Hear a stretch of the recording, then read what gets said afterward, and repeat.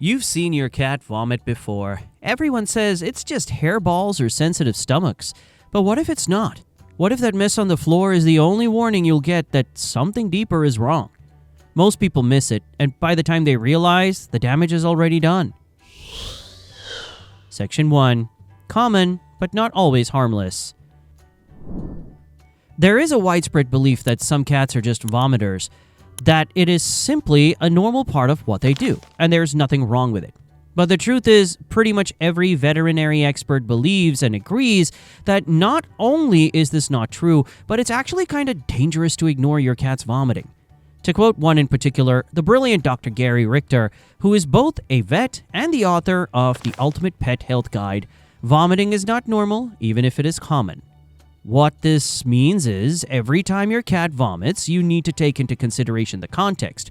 What time did it happen? What did it look like? What happened afterward? Did your cat seem fine, or did they retreat under the couch and stay there? I'm not saying you need to panic every time, but we all need to pay attention to everything about each incident when it happens, because it might be good vomiting, or it may be bad vomiting. That's right, there's a difference, and thankfully there's a way to tell. Section 2.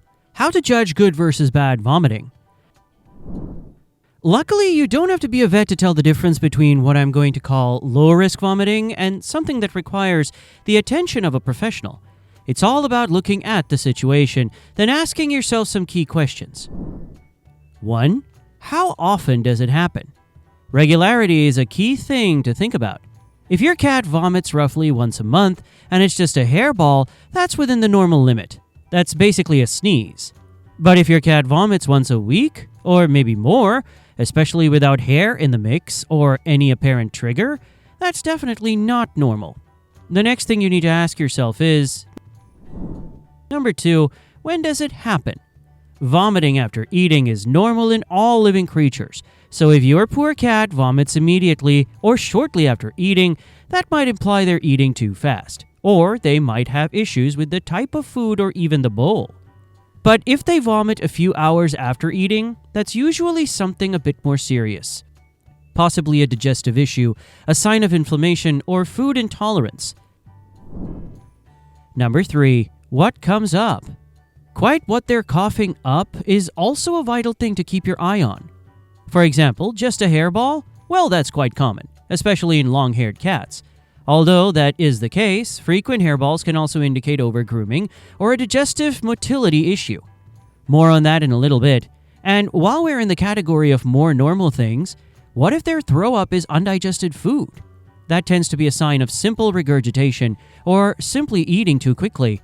But what if it's a peculiar yellow foam or a totally clear liquid?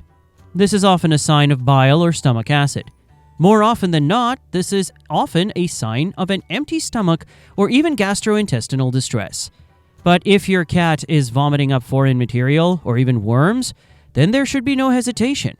That's absolutely the time to call the vets. If your cat has done that recently and you're watching this video to figure out what to do, pause this video and ring the vet right now. But it's not all about the vomiting. It's also crucial to understand what comes next. Number 4. What does your cat do afterwards? If your cat vomits and then, like Taylor Swift, shakes it off and goes about their day as if nothing happened, well, you still need to take note of that. Don't undermine or dismiss the moment, because your cat seems to be down with it. But the fact that your little fluff ball is back on their feet, and if nothing happened, is kind of a sign it's not too big of a deal. But if your cat hides, seems lethargic or in pain, or even if they're actively refusing food, unfortunately, that could mean something more serious. Thankfully, there are signs to help you figure out if that's the case. Section number 3, easily missed signs around vomiting. But weirdly, it's not necessarily signs that happen after the vomiting, but signs that you might have missed in and around the vomiting. Because sometimes it's not the vomiting itself, but the pattern surrounding it that's important. The vomit is the story, but what's the backstory? Sign 1, skipping meals. Now, I mentioned that a cat skipping meals post-vomiting is something to be worried about, but a sign many pet parents might miss is their cat skipping meals in the lead-up to vomiting. Or just having a general dip in appetite. there's a general reason why keeping an eye out for changes in your cat's habits is important. We all know that cats don't exactly live the wherever life takes me kind of life. They're much more about doing the same things at the same time every day, sticking to a cozy routine. So if your cat eats at the same time every day, but then suddenly chooses not to eat, well, that's a big deal. But the more specific reason why keeping an eye out for this is a big deal is because skipping meals can actually lead to vomiting. This is because of either acid buildup, hunger-caused nausea, or both. Sign 2. Weight loss. Ultimately, vomiting shouldn't change much about anyone physiologically. It feels intense, but ultimately, it should be a passing experience. So if you notice your cat, who is vomiting a lot lately, is also losing weight as they do, that's a sign no pet parent should gloss over. The problem is it's hard to notice it at first. Sign 3. Subtle posture changes. Given how intense of an experience frequent vomiting can be, as odd as this may sound, it can actually change your cat's posture. A cat who has been suffering from frequent spells of sickness might become more hunched, curl tighter when resting, or lick their lips excessively. You may even find their posture changes in these ways before they even vomit, as a silent indicator of nausea or stomach discomfort. Sign 4. Always going to the litter box, but nothing's coming out. Vomiting in and of itself is worrying. Strained urination or constipation is also worrying, but both at once? That's no coincidence. That's often a sign that both are symptoms of one larger issue, urinary or digestive blockage. But don't let this list of problems trick you into thinking vomiting is always the result of a physical issue. Section 4. Emotional and behavioral triggers. Mental and emotional health are hugely important in all of us, and when your cat is suffering from either of these, it can even lead to vomiting. But what are the things that are so intense they can elicit such a reaction? Possible situation 1. Stress around access to food. A classic example of this is if your cat feels nervous about the availability of food. If something about their life makes them feel like food may run out, they might overeat, causing sickness. And in some extreme cases, actual eating isn't required at all. The stress and fear alone can trigger regurgitation. As you've probably guessed, this is hugely more common in multi-cat households. They might have a brother who eats up all the food, leaving them with nothing. Possible situation 2. New pet in the house. While I'm on the subject of multi-cat houses, that also includes if the house pivots from having once been a solo cat house to it now being a multi-cat party, because the arrival of a new pet triggers a change in social hierarchy. Stress isn't just in our heads, it affects our bodies and can manifest in many ways. And yes, that sadly includes vomiting. Possible situation 3. Loud noises or schedule shifts. To be honest, any changes can be problematic. Something as minor as a new work schedule or construction next door can cause internal upset. Cats may vomit during high-stress periods as their cortisol rises.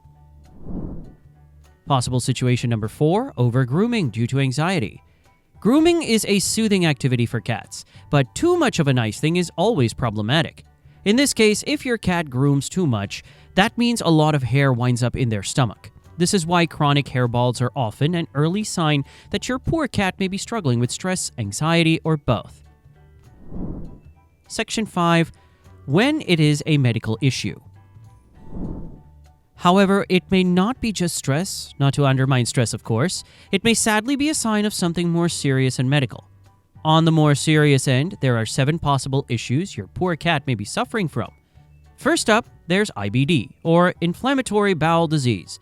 If your cat also has diarrhea and has been suffering from weight loss, this may be the case, though it may just be a food allergy or intolerance you didn't know about. Frustratingly, even high-end commercial cat food can trigger issues. While I'm on the subject of things they shouldn't have eaten, let's touch upon toxin ingestion. Certain plants, human medications, or household cleaners can be toxic to cats and cause sudden vomiting and require immediate veterinary attention. So if your cat has a habit of nibbling on things they shouldn't, especially houseplants, they might be poisoning themselves. If you have a senior cat, there is also a chance it is hyperthyroidism or chronic kidney disease, which sadly affects up to 30% of senior cats. In some cases, it might be a hairball that didn't, for want of a better term, make its way out. As gross as hairballs are, it's worse when they don't come out. In some cases, hairballs can create intestinal blockages. If your cat has repeated dry heaving without producing a hairball, that is 100% something worth taking seriously. There is then the big issue of parasites. Everything from roundworms to tapeworms can cause vomiting, especially if they reach the stomach. I cannot stress enough that if you have the tiniest suspicion that your cat might have a parasite, ring your vet. Don't let the fear that they might just be anxious get in the way. Worst case scenario, your vet will tell you, "Don't worry, Mr. Fluffles is just stressed." You don't need to be embarrassed about wasting their time. That's literally what they are there for. Section 6. What you can do right now. As weird as this may sound, keep a log of when and how they're vomiting, maybe just a notebook or in the Notes app on the phone. Track the time, appearance, and any behavioral changes. Learning the patterns will help you figure out which of the options we've explained it may be, and will help your vet tremendously. If you think the issue may be how they're eating, I recommend a slow feeder bowl. These are great for cats that eat too quickly.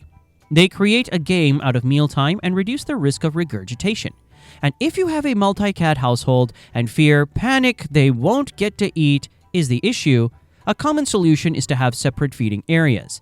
And finally, if you think hairballs are the issue, try and shift your cat's diet to one that is high in fiber and omega-3s. This will support coat health and digestive movement. One final tip. But here's the rub. If vomiting is happening more than once a month, especially if your cat is over 7 years old, schedule a vet visit. Routine blood work can catch many of the underlying causes nice and early. But there's one daily habit that can quietly make things worse without you realizing. If your cat eats from the wrong kind of bowl, the consequences can show up in ways no one expects.